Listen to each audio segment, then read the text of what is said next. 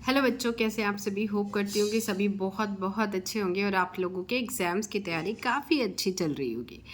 चलिए मैं आप लोगों के लिए लेकर आई हूँ बाल गोविंद भगत का प्रश्न अभ्यास। जैसा कि मैंने आपको अपनी पिछली वीडियो में बोला था कि मैं आज सुबह मतलब कल सुबह मतलब आज अपलोड कर दूँगी वीडियो। मैं आप लोग के लिए लेकर आई हूँ बाल गोविंद भगत का प्रश्न अभ्यास ईजी लैंग्वेज में। आप लोगों को बिल्कुल इसको रटने की ज़रूरत नहीं पड़ने वाली है इसके बाद।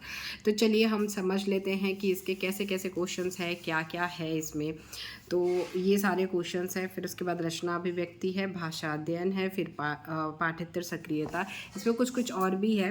तो अगर और आप लोग को लगे कि कुछ और समझना है तो आप मुझे कमेंट कर सकते हैं। और इससे इनके जो लेखक हैं वो हैं रामवृक्ष बेनीपुरी। तो इनके बारे में भी आप पढ़ लीजिएगा, थोड़ा बहुत जानना ज़रूरी है, बाकी बहुत ज़्यादा नहीं, क्योंकि बहुत ज़्यादा इम्पॉर्टेंट है नहीं एक्चुअल में। आने के मतलब जीवन परिचय आने के चांसेस बहुत ज़्यादा इनके कम है, नहीं आएंगे। तो बाल गोविंद भगत के क्वेश्चन आंसर इम्पॉर्टेंट है, तो जो कि आप लोगों को समझने की ज़रूरत है। चलिए शुरू करते हैं। शुरू करने से पहले अगर आप लोगों को इस पूरी वीडियो में कहीं डाउट हो तो आप मुझे कमेंट कर सकते हैं, मैं ज़रूर ट्राई करूँगी आपकी हेल्प करने की। और अगर कोई दूसरा चैप्टर भी समझना हो तो आप मुझे कमेंट कर सकते हैं। वैसे मैंने ऑलमोस्ट बहुत सारे चैप्टर्स प्रोवाइड करा दिए हैं, सबके प्रश्न अभ्यास और कुछ के सब प्रसंग व्याख्या भी मैंने प्रोवाइड कर दिया है। तो अगर आपने नहीं देखा है तो आप जाके देख सकते हैं, चेकआउट कर सकते हैं। और ये वाली वीडियो अगर हेल्पफुल लगती है, पसंद आती है तो लाइक ज़रूर कर दीजिएगा और दोस्तों के साथ शेयर करना बिल्कुल भी ना भूलिएगा। चलिए मैं शुरू करती हूँ बाल गोविंद भगत का प्रश्न अभ्यास। फर्स्ट क्वेश्चन है इसका, खेतीबाड़ी से जुड़े गृहस्थ बाल गोविंद भगत अपनी किन चारित्रिक विशेषताओं के कारण साधु कहलाते थे। अब जस्ट आपको मतलब इसको रट्टा नहीं मारना है, बस आपको ये सोचना है कि अगर कोई किसी व्यक्ति को साधु कह रहे हैं कि वो बहुत अच्छा है, साधु तो बहुत अच्छा व्यक्ति कैसा होगा, उसके अंदर क्या क्या गुण हो सकते हैं। देखिए आप रटेंगे भूल जाएंगे। सीधी सा बात है कि उसके किन विशेषताओं, मतलब भाई चारित्रिक उसकी कुछ विशेषताएं होंगी जिनके कारण उनको साधु कहते थे। तो भाई साधु कहलाए इसका मतलब उनके अंदर बहुत सारी विशेषताएं। साधु कैसा होता है, कभी झूठ ना बोलना, लालच नहीं होना, बहुत मतलब जैसे कि उनका एक जीवन में एक आदर्श होता है, झगड़ा नहीं करते हैं। तो ये सब चीज़ें, बहुत सारी चीज़ें होती है जो साधु लोग होते हैं वो इस टाइप के होते हैं, अच्छे चरित्र के होते हैं। तो हमें इनकी विशेषताएं लिखनी है, ठीक है। तो आप रट्टा मारोगे तो फिर भूलने के चांसेस रहेंगे। रट्टा नहीं मारना है, बस आपको समझना है। तो हम देख लेते हैं क्या क्या है उनके चारित्रिक विशेषताएं। तो वही है, बाल गोविंद भगत साधु कहलाते थे क्योंकि वह कभी झूठ नहीं बोलते थे, उनके अंदर लालच नहीं था, जो नॉर्मल चीज़ें होती है कि भाई एक अच्छा इंसान कैसा होगा, तो वो सब चीज़ें आपको इसमें लिखनी है। वह कबीर जी के आदर्शों पर चलते थे, उनके स्वभाव में झगड़ा बिल्कुल भी नहीं था। आप लिख सकते हैं कि वो झगड़ालू नहीं थे या फिर किसी से झगड़ा नहीं करते थे। वो मतलब इस तरीके से आप अपने शब्दों में लिखिए, बिल्कुल याद कर, रट्टा मत मारिए। फिर उसके बाद वह आज्ञा लिए बिना किसी को कोई भी वस्तु या चीज़ ना ही किसी का छूते थे और ना ही उसका प्रयोग करते थे। तो वो ये सारी अच्छाइयाँ हैं जो एक नॉर्मल बहुत अच्छे इंसान में होती है। तो ये सब अच्छाइयाँ उनकी है। तो ये सब आपको अपने मन से लिखना है और मतलब मुझे ऐसा लगता है कि आपको फिर इसमें फुल मार्क्स मिल जाएंगे। अब हम बढ़ते हैं नेक्स्ट क्वेश्चन की तरफ। भगत की पुत्र वधू ने अकेला क्यों नहीं छोड़ना चाहती थी। तो क्यों नहीं छोड़ना चाहती थी भाई, क्योंकि वो उनका जो पुत्र था वो मर गया था। तो उनका पुत्र जो था वो मर गया था बुढ़ापे में। भगत को इकलौता सहारा, उनका भगत का इकलौता सहारा उनकी पुत्र वधू ही थी, इसीलिए वो क्या करती थी, वो ख्याल रखती थी उनका और उन्हें अकेला नहीं छोड़ना चाहती थी। तो मतलब वो इसलिए अकेला नहीं छोड़ना चाहती थी क्योंकि उसको भी पता था कि भगत जो हैं वो बहुत ज़्यादा अच्छे हैं और इस टाइम पे उनको मेरी ज़रूरत है। मतलब वो ऑब्वियसली पुत्री के समान थी उनके लिए, कि उनकी बेटी के जैसे थी। भाई पुत्र उनका नहीं रहा तो अब वो उनका ख्याल रखना चाहती थी, बस इसलिए वो उन्हें अकेला नहीं छोड़ना चाहती थी। बढ़ते हैं नेक्स्ट क्वेश्चन की तरफ।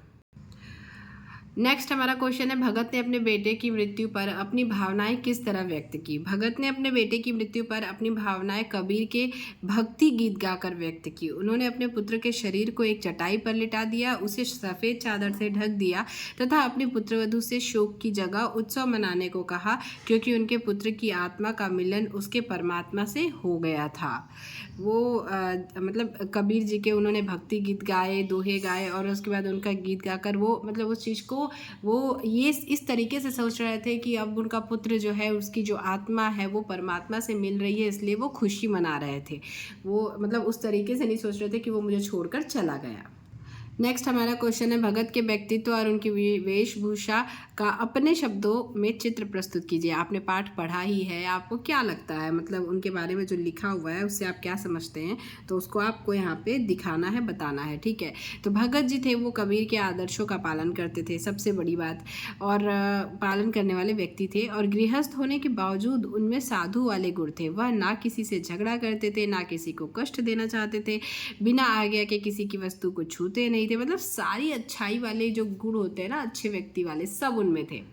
सर्दी के मौसम में भी वे गंगा स्नान करके आते थे। गुणों के साथ साथ उनकी वेशभूषा भी साधुओं जैसी ही थी। सफ़ेद दाढ़ी, सिर पर सफ़ेद बाल, गले में तुलसी के जड़ की माला तथा नाम मात्र वस्त्र।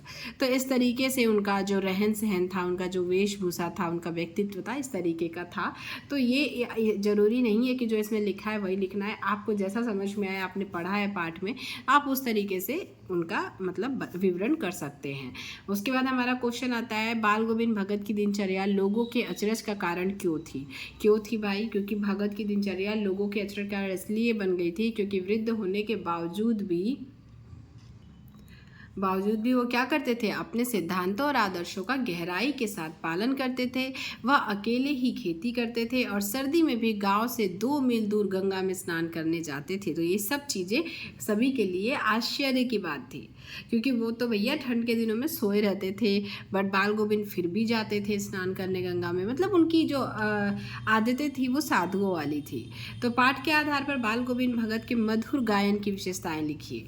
तो लिखते हैं, भगत कबीर के आदर्शों का पालन करते थे तथा उनके ही भक्ति गीत अपने मधुर स्वर में गाया करते थे। उनके कंठ की मधुरता इतनी मनमोहक थी कि लोग मंत्र मुग्ध होकर उनको गुनगुनाने लगते थे, उनके साथ गुनगुनाने लगते थे और उनको सुनते थे।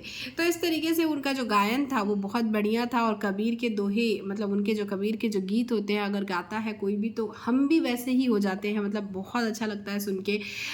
तो वो बहुत मधुर आवाज़ में गाते थे, मधुर स्वर में गाते थे, इसलिए सभी लोग क्या करते थे, उनके उसमें खो जाते थे, उनकी आवाज़ में, और मंत्रमुग्ध हो जाते थे। तो इस तरीके से आप अपने तरीके से इसको लिखिए, बिल्कुल वर्ड टू वर्ड रटिए मत, ठीक है, समझ के और अपने तरीके से लिखिए। नेक्स्ट हमारा है, कुछ मार्मिक प्रसंगों के आधार पर यह दिखाई देता है कि बाल गोविंद भगत प्रचलित सामाजिक मान्यताओं को नहीं मानते थे। पाठ के आधार पर उन प्रसंगों का उल्लेख कीजिए। तो भाई वो अलग तो थे ही, ऐसा पहले हमने पढ़ लिया है। तो कुछ प्रसंग ऐसे थे जो यह बताते थे कि भगत प्रचलित सामाजिक मान्यताओं को नहीं मानते थे। जैसे भगत अन्य साधुओं की तरह भिक्षा मांगकर खाने के विरोधी थे। उन्होंने अपने पुत्र की मृत्यु के बाद अपनी पुत्रवधू को पुनर्विवाह करने का आदेश दे दिया था, जबकि समाज में इसकी मान्यता नहीं थी। बताइए वो कितने बढ़िया आदमी थे। भगत ने अपने पुत्र को मुखाग्नि अपनी पुत्रवधू से दिलाई, जबकि समाज में यह पुरुषों के द्वारा ही दी जाती है। तो वो मतलब उस टाइम पे वैसे अभी वाले सोच के थे, अभी भी उतनी सोच डेवलप नहीं हुई है लोगों की जितना मतलब उनका डेवलप था। तो वो बहुत ही ऊंचे पद पे, मतलब कह सकते हैं कि बहुत ही उच्च विचार वाले इंसान थे। नेक्स्ट हमारा क्वेश्चन है, धान की रोपाई के समय समूचे माहौल को भगत के स्वर लहरिया किस तरह चमत्कृत कर देती थी, उस माहौल का शब्द चित्र प्रस्तुत कीजिए। तो धान की रोपाई के समय भगत जी अपने सुरीले कंठ से मधुर गीत गा रहे थे। उनकी मधुर वाणी से लोग झूम रहे थे तथा महिलाएं अपने होठों से उस गीत को गुनगुना रही थी। भगत के मधुर संगीत से चारों ओर मिठास फैल गई थी। ठीक है, तो क्या लिखेंगे आप, भगत के मधुर संगीत से चारों ओर मिठास फैल गई थी। तो ये आपको पूरा इसमें लिखना है। ये देखिए, चारों ओर मिठास फैल गई थी। तो इस तरीके से आप इसको लिख देंगे। तो बहुत सारा इसमें मतलब सब में एक ही चीज़ को अलग अलग तरीके से बताया है। तो आपका मेन जो है वो भगत के बारे में, जो बाल भगत के बारे में जो कुछ चीज़ें हैं मेन, कि वो साधु जैसे थे तो क्यों थे, उनकी क्या क्या अच्छाइयाँ थी, हर जगह आपको वही लिखना है। इतना तो लिख ही दीजिएगा, अगर जैसे याद ना आए आपको क्वेश्चन का आंसर तो बाल भगत के बारे में तो लिख ही दीजिएगा। तो वो कुछ ना कुछ तो नंबर, ये जितना है सब उन्हीं के बारे में है। तो एक नंबर तो आपको मिलने ही है, नंबर नहीं कटेंगे आपके, तो आप अपने शब्दों में जो आपको याद आए लिख दीजिएगा, छोड़ के बिल्कुल मत आइएगा, क्योंकि क्वेश्चन कभी भी छोड़ के नहीं आना चाहिए। मतलब something is better than nothing. आपको कुछ नहीं, गलत भी लिखेंगे मतलब थोड़ा बहुत भी सही होगा उसमें तो हाफ मार्क्स तो मिल ही जाएगा। आप कुछ नहीं लिखने से तो मच बेटर है। तो इस तरीके से आपको एग्ज़ाम में हेल्पफुल रहेगी ये वीडियो। आई होप अगर इसमें मतलब कोई क्वेश्चन आपको ना समझ में आया हो, कहीं पे आपको डाउट हो, तो आप मुझे कमेंट कर सकते हैं। मैं फिर से मिलूंगी अगले चैप्टर के साथ, और इस चैप्टर में कुछ भी आपको पूछना हो तो आप मुझे कमेंट कर सकते हैं। मैं ज़रूर ट्राई करूँगी कि मैं आपकी हेल्प कर सकूँ। चलिए, थैंक्स फॉर वॉचिंग। वीडियो पसंद आई हो, अगर आप लोग के लिए हेल्पफुल हो तो लाइक कीजिएगा और दोस्तों के साथ शेयर करना बिल्कुल भी ना भूलिएगा। Thanks for watching.